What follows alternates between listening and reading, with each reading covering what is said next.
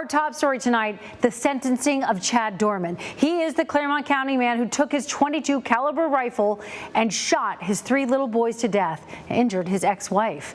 Those boys, 7-year-old Clayton, 4-year-old Hunter, and 3-year-old Chase. In court today, Doerman took a plea to spare his own life in exchange for life in prison. As to count 1, I'll impose a prison sentence of life in prison without the possibility of parole. No fine will be imposed.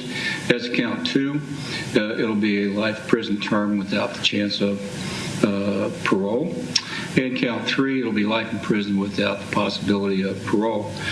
This heinous crime affecting so many people who still cannot believe what happened at that Monroe Township home more than a year ago now. And that includes those who knew the boys and their mother and sister who did survive.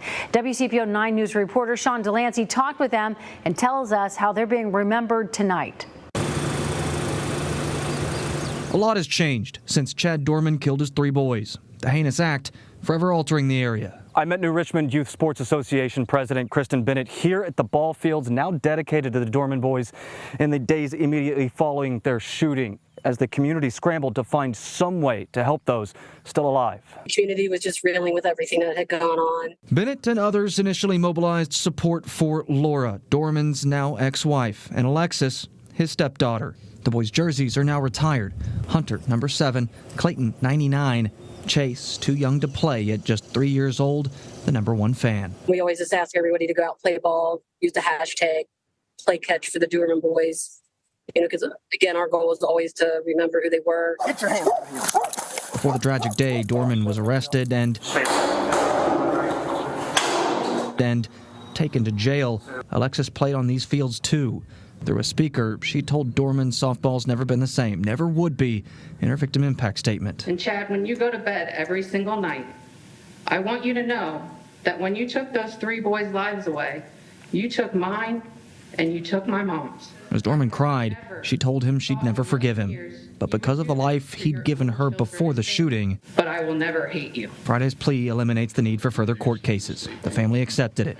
Bennett hopes everyone else can too. It's justice for them, it's justice for us. I mean, they're the victims here, and they're the ones who matter.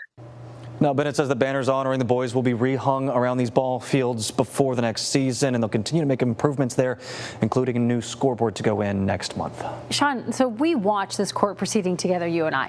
This is one of those cases that I think I will never forget. It was so utterly heinous. It chokes me up.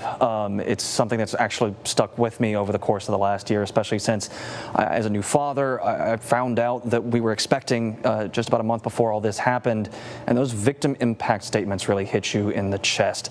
Hopefully now, without continuing court proceedings, the victims can finally get a little bit of peace and heal as much as possible. In court today, a letter written by Doerman's ex-wife Laura was read aloud. Now, we're not showing you any of the family members at the request of the judge. Chad Doerman shot Laura in the hand as she tried to protect her sons. Here's just a portion of that letter. I was injured that day, fighting with every ounce of my body to just make it stop. And now I have to live with this and wonder what more I could have done to save them. My husband I trusted with everything made a decision that has left my life forever changed. I lost my husband and my children to this horrible crime. When I get to where I'm going, I'll only have happy tears. Until then, I will live my days with nothing but sadness. For the sentence, so you will Chad Doerman did not make a statement to the court. He was instead sentenced to life in prison without the possibility of parole and taken away. We did, however, hear from Clermont County Prosecutor Mark DeCulvey right after the proceedings, and we asked him why take a plea deal in this case. It was not hard.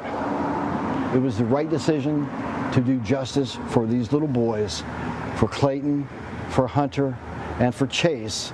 And part of that justice is by giving their mom and their sister some relief. These are grown, strong adults. These are dispatchers. These are firefighters. These are police officers who all cry. It is, again, agony is the best phrase I can come up with, the best word I can use. Now, this case has been more than a year in the making. You can find all the information posted on our website, WCPO.com, and you can find it on the free WCPO 9 News app.